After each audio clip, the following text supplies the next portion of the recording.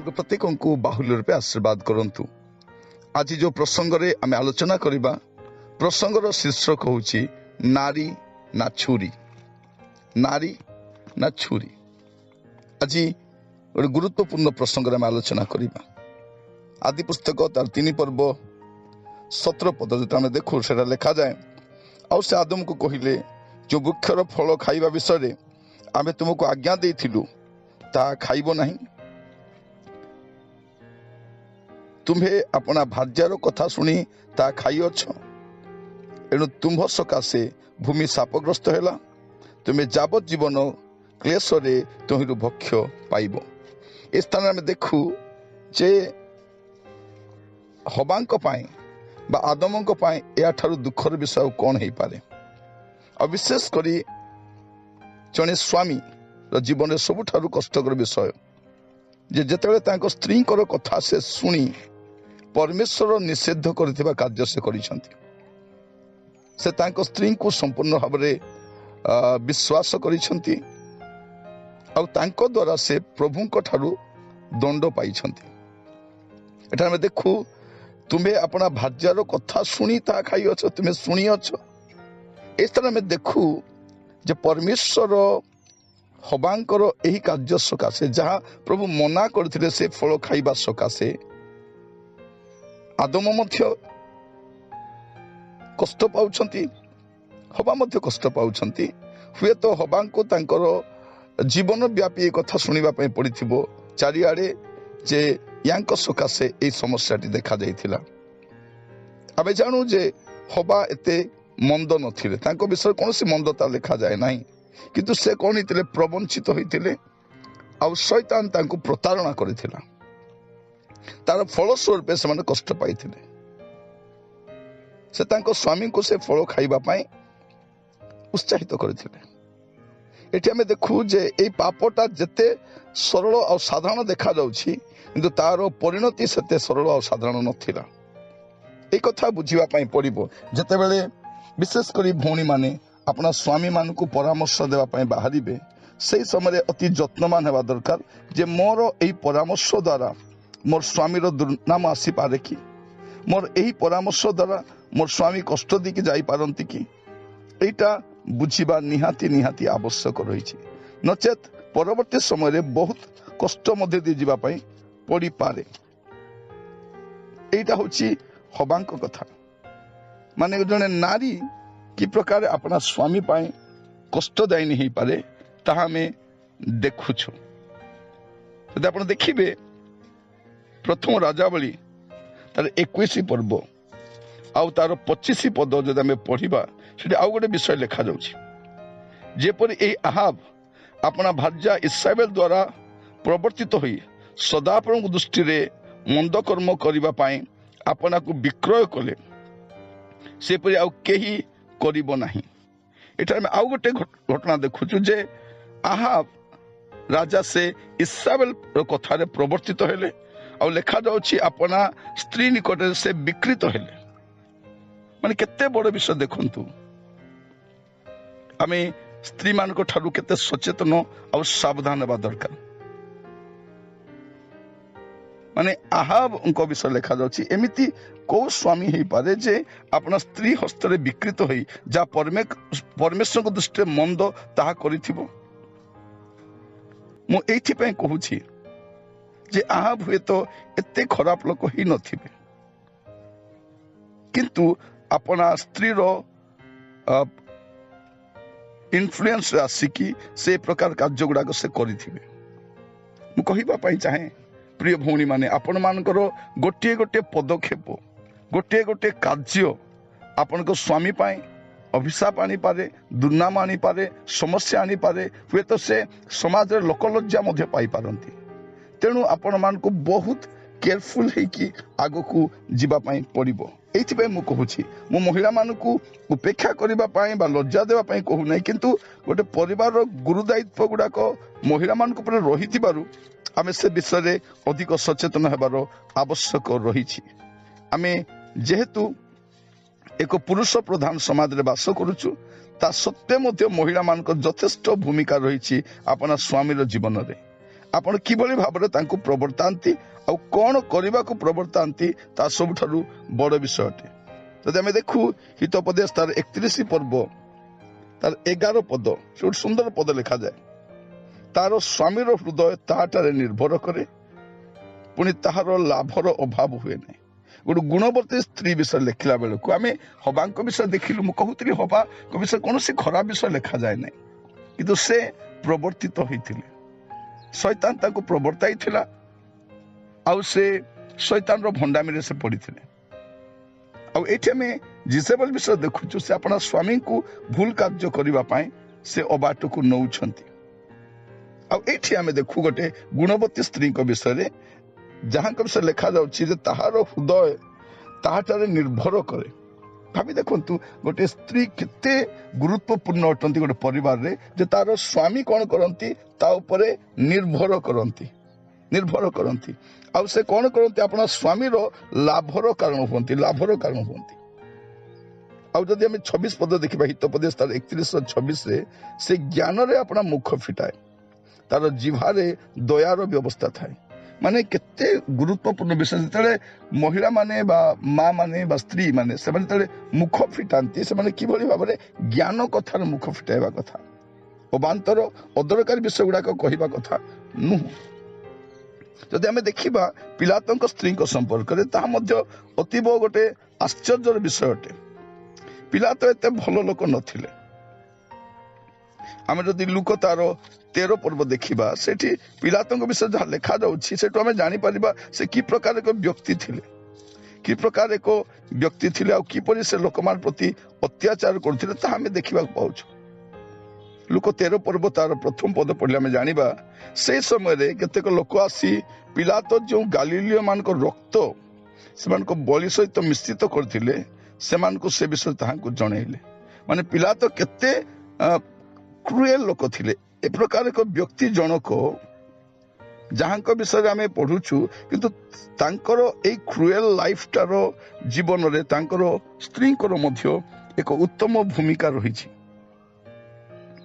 ଯେତେବେଳେ ଆମେ ଦେଖୁଛୁ ପ୍ରଭୁ ଯୀଶୁ ଖ୍ରୀଷ୍ଟଙ୍କୁ ବିରୁଦ୍ଧରେ ଗୋଟେ ଅଭିଯୋଗ ଆସୁଛି, ତାଙ୍କୁ କ୍ରୁଶ ଚଢାଇବା ପାଇଁ ଷଡ଼ଯନ୍ତ୍ର ଚାଲୁଛି, ସେହି ସମୟରେ ପିଲାତଙ୍କ ସ୍ତ୍ରୀ ତାଙ୍କୁ ଖବର ଦଉଛନ୍ତି।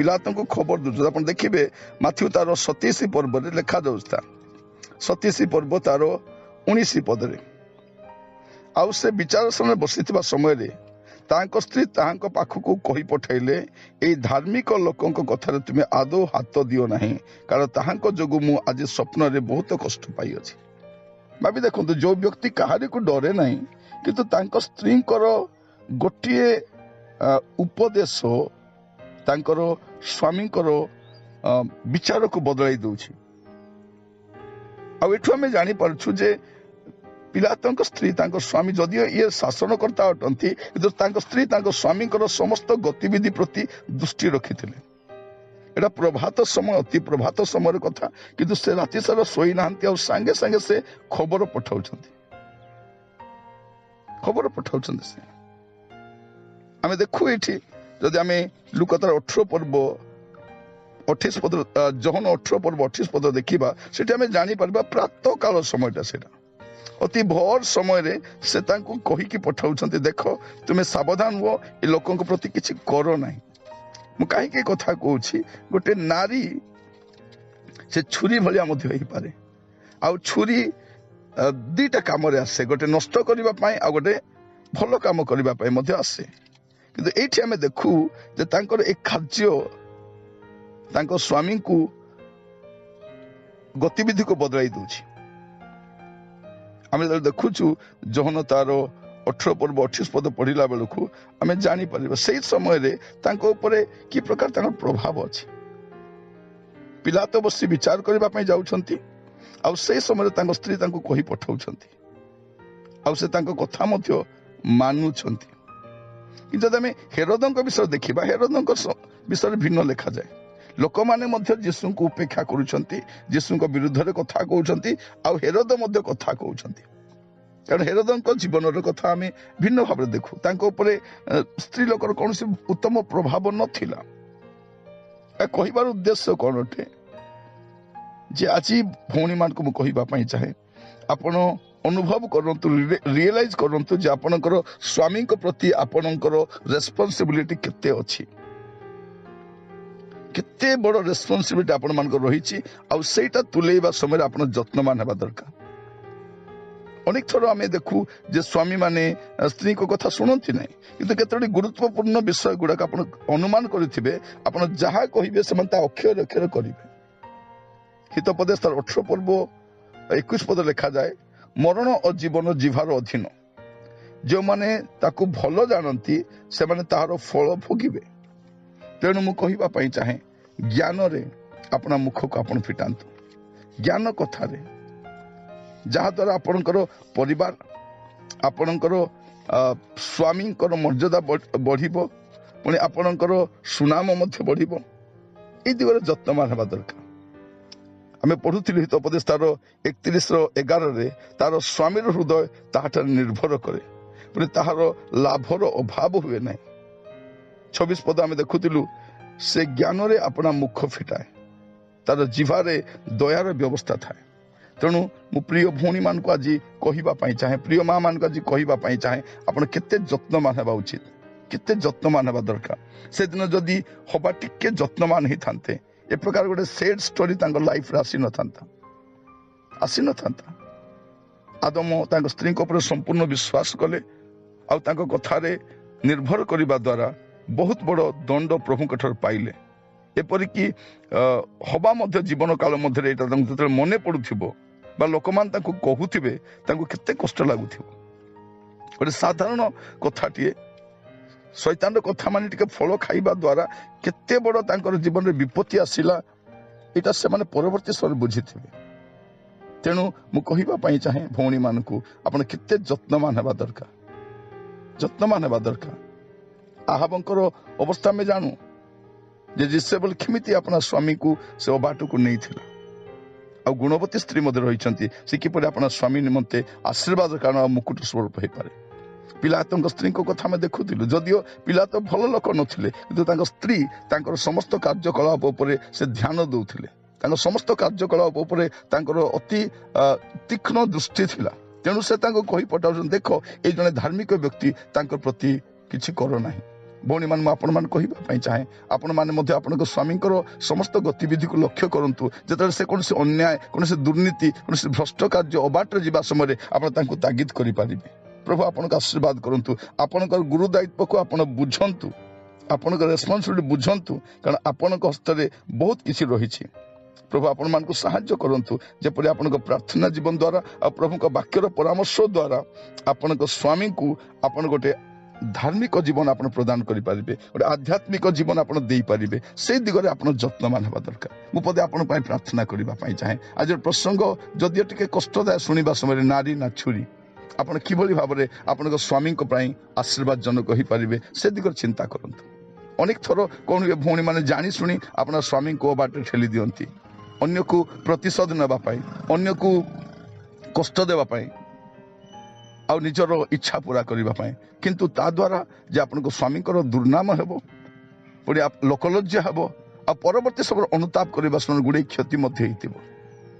प्रिय भौणी माने मु कहवाई चाहे माँ मैंने कहवाई चाहे आपन यथेष्ट इन्फ्लुएंस आपन स्वामी जीवन में रही तेणु आपड़ कि भाव में आपन स्वामी को प्रभावित करेंगे से दिगरे जत्नवान होगा दरकार। प्रभु आपण मान आशीर्वाद करंतु प्रार्थना करबा।